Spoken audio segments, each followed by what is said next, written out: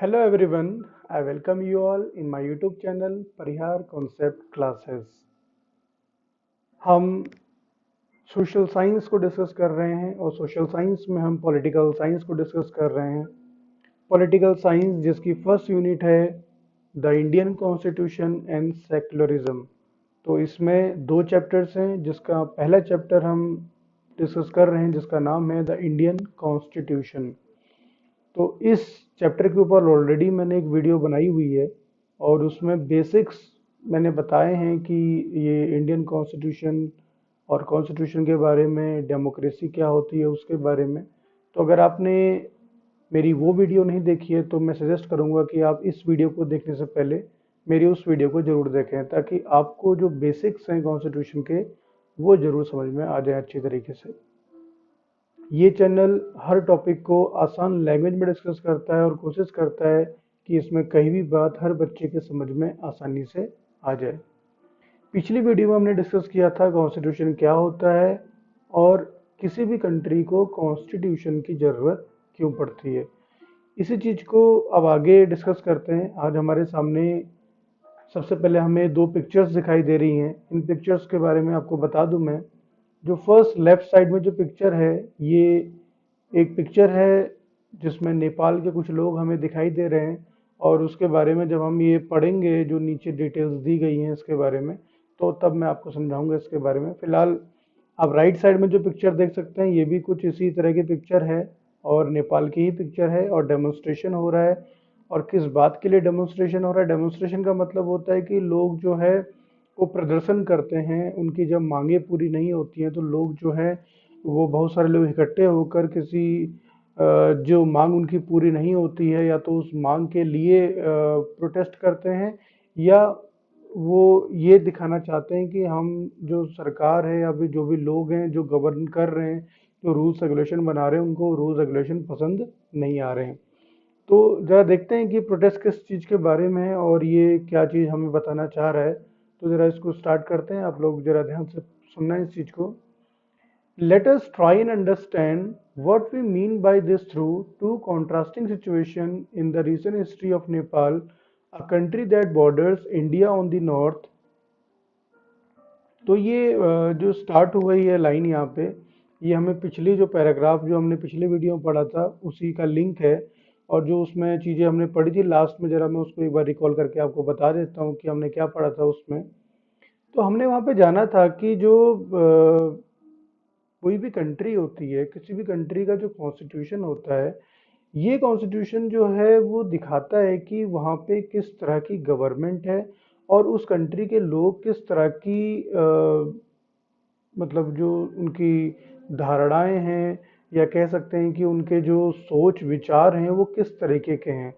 तो कोई भी जो कंट्री के अंदर में जो भी गवर्नमेंट फॉर्म होती है, तो क्योंकि वो गवर्नमेंट अगर डेमोक्रेटिक कंट्री है तो वो वहीं के जो लोग हैं वो जिसको पसंद करते हैं या जिसको चाहते हैं कि वो गवर्न करे, तो वही लोग गवर्न करते हैं, यानी प्रजातंत्र मैंने समझाया था आपको पिछली वीडियो में।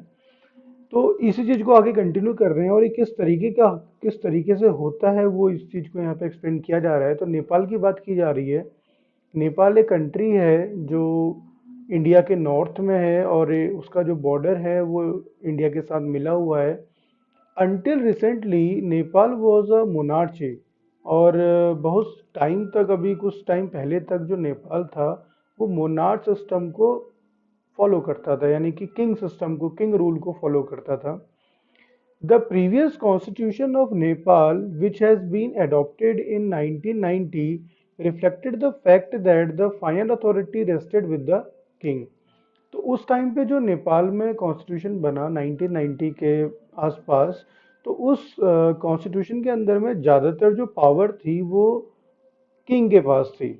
यानी कह तो रहे थे कि वो हमने रूल रेगुलेशन बनाए हमारी कंट्री में, जो लोग रहते हैं उनको बेनिफिट को देखते हुए, लेकिन कहीं ना कहीं जो सारी की सारी अथॉरिटी थी, सारी की सारी पावर थी, वो कहीं ना कहीं राजा के पास थी। A people's movement in Nepal fought for several decades to establish democracy, and in 2006 they finally succeeded in putting an end to the powers of the king। और जो लोग हैं उनका मूवमेंट चला, मूवमेंट का मतलब प्रदर्शन हुए लोगों के, काफ़ी लोग इकट्ठा हुए और उन्होंने जो ये कॉन्स्टिट्यूशन बना था, रूल रेगुलेशन बना था राजा के रूल के बारे में, उसके खिलाफ प्रदर्शन किया। काफ़ी दशकों तक लोग लड़ते रहे। डिकेट्स का मतलब यहाँ पे 10 ईयर का एक पीरियड जो होता है उसको डेकेट्स कहते हैं। तो वहाँ पे इतने टाइम तक लोगों ने जो है राजा के खिलाफ या राजा के जो रूल रेगुलेशन है उनके खिलाफ प्रदर्शन किए काफ़ी सारे। और 2006 के अराउंड में जो है ये जो लड़ाई थी लोगों की, वो जीत गए लोग लड़ाई। और जो राजा की पावर थी उसे जो है पूरी तरीके से ख़त्म कर दिया गया। और फाइनली वहाँ पे डेमोक्रेसी, जो मैंने बताया था आपको पिछली वीडियो में क्या होता है, प्रजातंत्र, वो वहाँ पे जो है स्टैब्लिश कर लिया गया। The people had to write a new constitution to establish Nepal as a democracy. अब जो लोग हैं, यानी कि प्रजातंत्र है तो प्रजातंत्र है तो लोगों के अकॉर्डिंग ही जो है संविधान को लिखा जाएगा। लोग जैसा चाहते हैं रूल रेगुलेशन, वैसा रूल रेगुलेशन उस कंट्री के अंदर में बनेगा। तो अब जो है नेपाल के अंदर में, क्योंकि वो डेमोक्रेटिक कंट्री हो चुका है, तो वहाँ पे अब लोगों का जो है कॉन्स्टिट्यूशन लिखने का टाइम आ चुका है। The reason that they did not want to continue with the previous constitution is because it did not reflect the ideals of the country that they want Nepal to be and that they have fought for. और जो लोग हैं उन्होंने प्रदर्शन क्यों करे, और लोग जो हैं उन्होंने जो पिछली सरकार थी या पिछला जो राजा का रूल था उसे पसंद क्यों नहीं किया?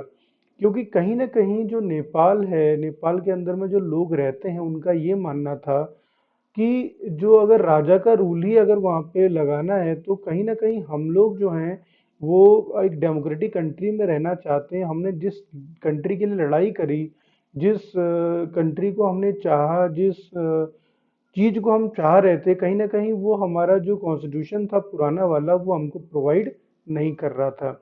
इसीलिए जो है उन लोगों ने पुराना कॉन्स्टिट्यूशन को नहीं माना।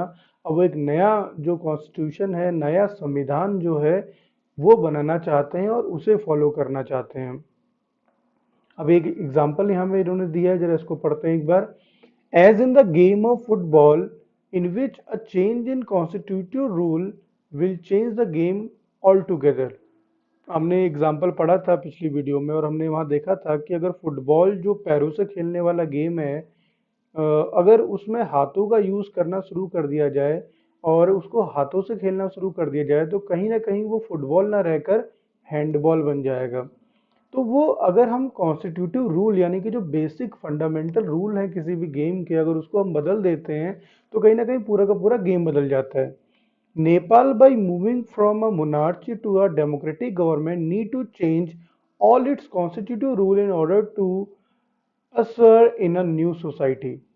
अब अगर नेपाल को कहीं ना कहीं मोनार्क सिस्टम से डेमोक्रेटिक कंट्री बनना था तो उसे कहीं ना कहीं पूरी तरीके से रूल बदलने पड़ेंगे। जो बेसिक रूल हैं, जो पूरे रूल किसी गेम के लिए बने होते हैं, जिस तरीके से अगर हमें फुटबॉल को हैंडबॉल बनाना है तो हमें उसके रूल बदलने पड़ेंगे, सेम उसी तरीके से नेपाल को मोनार्क से डेमोक्रेटिक बनाना है तो हमें उसके लिए पूरी तरीके से रूल को चेंज करना पड़ेगा। This is why the people of Nepal adopted a new constitution for the country in 2015. The caption alongside elaborates Nepal's struggle for democracy.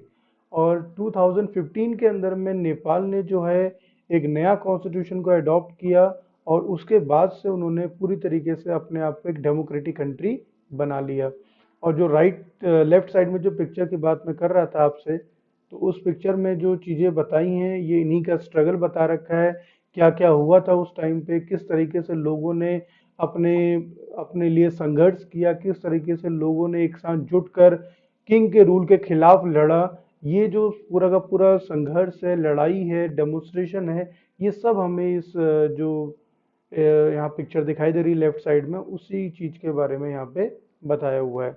तो आप उसको पढ़ोगे तो आपको बिल्कुल बातें समझ में आ जाएंगी, और नहीं अगर समझ में आती है तो आप मुझे कमेंट करके लिखना, तो मैं उसके ऊपर भी आपके ऊपर एक वीडियो बनाऊंगा और आपको अच्छी तरीके से समझा दूंगा, या तो नेक्स्ट वीडियो में आपको मैं समझा दूंगा उस चीज़ को। तो आगे बढ़ते हैं, आगे पढ़ते हैं इसमें। The second important purpose of a constitution is to define the nature of country's political system. और जो कॉन्स्टिट्यूशन का दूसरा इम्पोर्टेंट पर्पस है, दूसरा इम्पोर्टेंट काम है, वो ये है कि ये क्या करता है कि कंट्री के अंदर में जो कंट्री का जो पॉलिटिकल सिस्टम है, यानी कि वहाँ पे जिस तरीके का पॉलिटिक्स होनी चाहिए, यानी कि जिस तरीके का गवर्नमेंट करने का तरीका होना चाहिए, वो तरीका बताता है हमारा constitution. For example, Nepal's earlier constitution stated that the country was to be ruled by king and his council of minister. तो जिस तरीके से एग्जाम्पल इन्होंने बताया है कि पहले जो पॉलिटिकल सिस्टम था नेपाल का, वो था राजा के द्वारा रूल किया जाना, या राजा और राजा के मंत्रियों के द्वारा रूल किया जाना। लेकिन इसी चीज को बदल दिया, कॉन्स्टिट्यूशन बताता है कि भाई उस कंट्री के अंदर में किस तरीके का पॉलिटिकल सिस्टम है, क्या वहाँ किंग का रूल है या क्या वहाँ पे डेमोक्रेसी को फॉलो किया जाता है। तो ये दूसरा इंपॉर्टेंट काम जो कॉन्स्टिट्यूशन है वो बताता है। In countries that have adopted a democratic form of government or polity, the constitution plays a crucial role in laying out certain important guidelines that govern decision making within these societies। तो अगर देखा जाए तो यहाँ पे जो country है, कोई भी कंट्री है, जब कोई भी कंट्री क्या करती है, डेमोक्रेसी को फॉलो करती है, तो डेमोक्रेसी को जब फॉलो करती है तो वहाँ का कॉन्स्टिट्यूशन एक बहुत इंपॉर्टेंट रोल प्ले करता है, और वो ये गाइडलाइंस बनाता है, ये रूल्स रेगुलेशन बनाता है कि किस तरीके का डिसीजन मेकिंग अथॉरिटी किसके पास होगी और किस तरीके से डिसीजंस को लिया जाएगा। क्योंकि डिसीजन सबको देखते हुए लिया जाना है, सबके भले के लिए, सबके हिसाब से लिया जाना है, तो सबको एक साथ लेके चलना है। तो किस तरीके से किया जाएगा, ये सब भी कॉन्स्टिट्यूशन के अंदर में लिखा होता है। तो आगे पढ़ते हैं, इसको देखते हैं। In a democracy we choose our leaders so that they can exercise power responsibly on our behalf. Democracy के अंदर में हम अपने लीडर्स को चूज करते हैं, अपने नेता को चूज करते हैं, और ताकि वो लोग क्या कर सकें, वो अपनी पावर, यानी कि अपने जो भी उनको पावर मिली है, क्योंकि वो इतने सारे लोगों से चुन के आते हैं, तो इतने सारे लोग उनको पसंद करते हैं। तो कहीं ना कहीं उन लोग को हमने इसीलिए चुना है ताकि वो हमारे लिए क्या कर पाए, हमारे लिए रूल्स रेगुलेशन बना पाए और हमारे भले के लिए काम कर पाए। तो उनको हमने वो पावर दी हुई है, तो वो लोग अपनी पावर का सही तरीके से यूज करें, ये भी हमारी डेमोक्रेसी उनको बताती है। However, there is always the possibility that these leaders might misuse their authority, and the constitution usually provides safeguard against this। तो जो हमारा कॉन्स्टिट्यूशन है, कभी कभी क्या होता है कि कई सारे लीडर जो हैं, कई सारे नेता जो हैं, जब वो चुन के चले जाते हैं, तो वो कई बार ऐसा होता है कि अपनी पावर का मिसयूज करने लग जाते हैं। और जब वो अपनी पावर का मिसयूज करेंगे तो कहीं ना कहीं वो हमारी भलाई के लिए काम नहीं करेंगे। तो इसके लिए भी कॉन्स्टिट्यूशन जरूरी है, क्योंकि संविधान में पहले ही लिखा होता है कि भाई जो लीडर चुन के आ रहा है उसे क्या काम करने हैं, उसकी क्या पावर्स हैं, ये पहले ही फिक्स कर दिया जाता है। This misuse of authority can result in gross injustice as demonstrated in the classroom situation below. और जो ये किस तरीके से अगर अथॉरिटी का मिसयूज होता है, और अगर अथॉरिटी का मिसयूज होता है तो कहीं ना कहीं इनजस्टिस होता है, अन्याय होता है। तो वो एक नीचे एग्जाम्पल दिया हुआ है क्लासरूम का, हम जरा इसको पढ़ते हैं क्लासरूम के एग्जाम्पल को, ताकि हम समझ पाएं कि अगर अथॉरिटी का मिसयूज होता है तो किस तरीके से इनजस्टिस यानी कि अन्याय होता है। तो जरा पढ़ते हैं उस एग्जाम्पल को और समझते हैं कि क्या बताया गया है इस एग्जाम्पल के अंदर में। Suresh is the class monitor. He is a bully. His classmates are not too fond of him. Mrs. Rao, the class teacher, has to leave the classroom on some urgent work. She asks Suresh to mind the class. Suresh starts picking on Anil। तो बहुत अच्छा example दिया है। हम जानते हैं कि class के अंदर में जो बच्चे होते हैं, कई बच्चे काफ़ी शरारती होते हैं, तो उसी तरीके से सुरेश भी जो है थोड़ा सा शरारती बच्चा है, और सुरेश को जो है क्लास का मॉनिटर बनाया हुआ है। हो सकता है कि उसके अंदर कुछ अच्छी चीज़ें भी हों जिसकी वजह से उनकी क्लास टीचर ने, जो मिसेस राव हैं, उन्होंने उसको क्लास टीचर बनाया है। और जैसे ही क्लास टीचर जो है उनको कोई ज़रूरी काम से जाना होता है, हो सकता है उनको प्रिंसिपल मैम ने बुलाया हो या उनके वहाँ के प्रिंसिपल ने बुलाया हो, और जिसकी वजह से उनको जरूरी काम से जाना पड़ गया हो। तो मैम चली जाती हैं और उसके बाद वो सुरेश को कहती हैं कि आप क्लास को माइंड करो और देखो कि कोई किसी भी तरह की प्रॉब्लम ना हो। तो जैसे ही मैम जाती हैं तो सुरेश तुरंत क्या करता है, क्लास को माइंड करना शुरू कर देता है, और वो अनिल जो उसी क्लास में एक लड़का है उसको जो है उठ उठना बोलना बोलता है। तो क्यों उठाता है उसको, तो देखो क्या लिखा है इसमें, Anil today I am going to report you to Mrs Rao. तो अब देखो, जो हो सकता है कि उसकी अनिल के साथ ना बनती हो, या हो सकता है कि वो उसके साथ कुछ मजाक करना चाहता हो। तो अब क्या हुआ देखो, तो उसने अनिल से कहा कि मैं तुम्हारी रिपोर्ट मैम से करूंगा। तो अनिल कहता है, but what have I done, मैंने क्या किया है। When Mrs Rao return to the class, अब जो है मिसेस राव वापस आ गई हैं क्लास के अंदर में अपने जरूरी काम को पूरा कर कर। तो उसके बाद जब वो सुरेश से पूछती हैं क्लास के बारे में, तो देखो सुरेश क्या बताता है, ma'am while you were away Anil kept talking loudly and disturbing the class, he would not listen to me. तो वो बताता है कि जो अनिल है वो पूरे, जब से आप गए हो तब से क्लास के अंदर हल्ला गुल्ला कर रहा है, और वो मेरी बात को भी नहीं सुन रहा है, जबकि ऐसा सच नहीं है। अब जो मैम है वो अनिल को डांटती हैं, तो क्या कहती हैं, Anil you will have to stay back after school today and write I will not disobey the class monitor 100 times. तो देखो जो मिसेस राव हैं उन्होंने जो है अनिल को पनिशमेंट दे दी है। उन्होंने कहा है कि तुम क्लास के छुट्टी होने के बाद भी नहीं जाओगे, और तुम क्लास के अंदर बैठकर 100 बार लिखोगे कि आई will not disobey the class monitor. लेकिन जो अनिल है वो, but ma'am did not do anything, वो कहता रह गया कि मैंने कुछ नहीं किया, लेकिन कहीं ना कहीं उसकी बात को सुना नहीं गया। तो ये होता है कि जब हम अपने लीडर को, जिसको हमने बनाया होता है, वो क्या करता है कि वो अपनी पावर का, वो पावर उसको दी जाती है ताकि वो क्या करे, लोगों की भलाई करे, जनता के लिए काम करे और जनता की भलाई के लिए काम करे। और कभी ना कभी वो क्या करता है कि जब वो मिसयूज करने लग जाता है अपनी पावर का, तो उसे जिससे जो उसको पसंद नहीं होता है, या फिर जो उसको ऐसा लगता है कि वो अब राजा बन चुका है, वो जैसा चाहे वैसा कर सकता है, तो लोगों को परेशान करना शुरू कर, जैसा इस एग्जाम्पल में हमने देखा। तो कहीं ना कहीं जो अनिल है उसने कुछ नहीं किया था, और अनिल को जो है सजा भी मिली। तो इसको हम क्या कहेंगे, इनजस्टिस, यानी कि अन्याय। तो यही होता है कि जब भी जो लीडर हैं वो अपनी पावर का मिसयूज करते हैं, तो कहीं ना कहीं हमारे सिस्टम के अंदर में, हमारे कंट्री के अंदर में इनजस्टिस होना शुरू हो जाता है। तो आगे पढ़ते हैं इसको। In democratic societies the constitution often lays down rules that guard against this misuse of authority by our political leaders.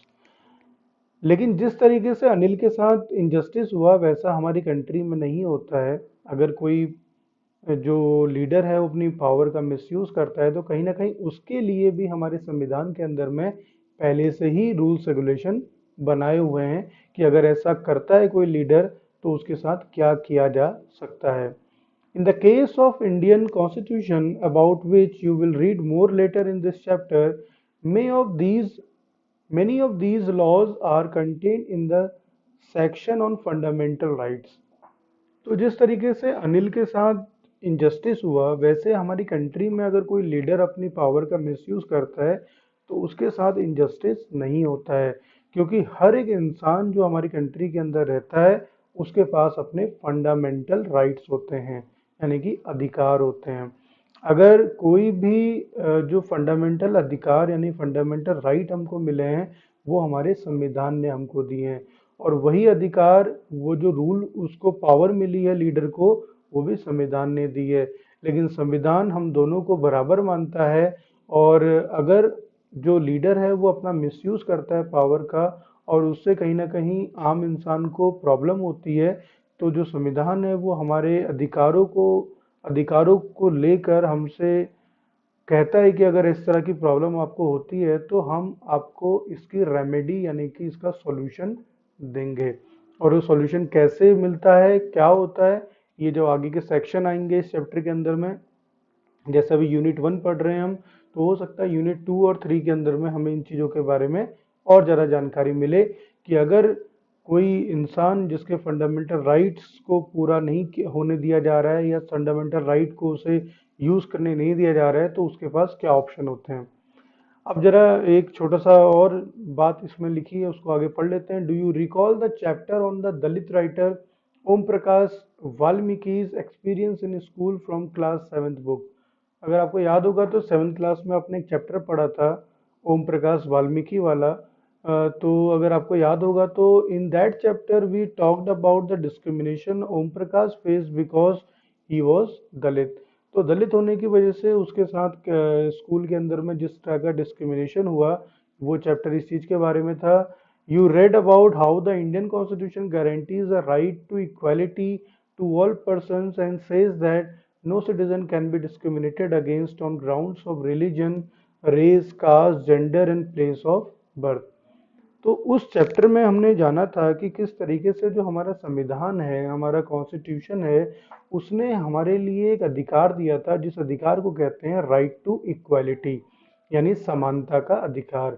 और उस अधिकार में साफ साफ लिखा था कि हमारी कंट्री के अंदर रहने वाला कोई भी सिटीजन हो, नागरिक हो, उसके साथ किसी भी तरीके का भेदभाव नहीं हो सकता है। किसके बेसिस पे? On the basis of religion, race, caste, gender and place of birth. इनके बेसिस पे उनके साथ कभी भी डिस्क्रिमिनेशन नहीं किया जाएगा। The right to equality is one of the fundamental right guaranteed by the Indian constitution. और जिस तरीके का जो राइट टू इक्वालिटी यानी समानता का अधिकार है, ये एक अधिकार हमारे कॉन्स्टिट्यूशन का है। इसके जैसे बहुत सारे अधिकार हमारे कॉन्स्टिट्यूशन ने, संविधान ने हमको दिए हैं ताकि हम किसी भी तरीके से हमारे साथ भेदभाव ना हो और हमारे अधिकारों को हमसे वंचित ना किया जाए। तो यहाँ तक हमने इसको पढ़ा और इसके बाद जो नेक्स्ट वीडियो होगी उसके आगे के बारे में हम इसमें पढ़ेंगे और जानेंगे कि आगे क्या क्या होता है और किस तरीके से चैप्टर हमें और किन चीज़ों के बारे में सिखाता है। तब तक आप घर पे रहें, सुरक्षित रहें, मास्क पहनें और सोशल डिस्टेंसिंग को फॉलो करें। Thank you.